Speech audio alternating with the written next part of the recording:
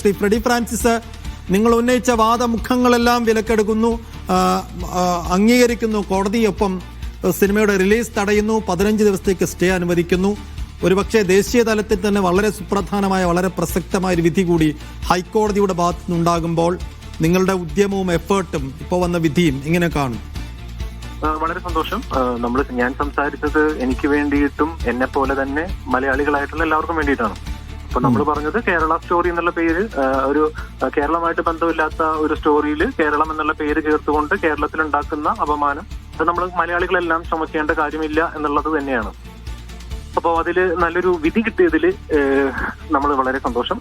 നമുക്ക് നോക്കാം, സ്റ്റേ അല്ലേ, ബാക്കി നോക്കാം.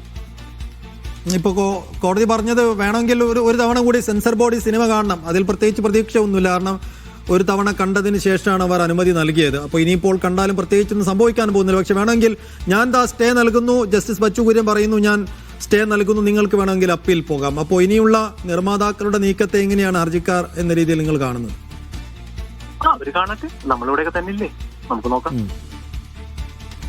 സുപ്രീം കോടതിയിലൊക്കെ പോവുകയാണെങ്കിൽ നിയമ പോരാട്ടവുമായി നിങ്ങളും പിറകെ ഉണ്ടാവും.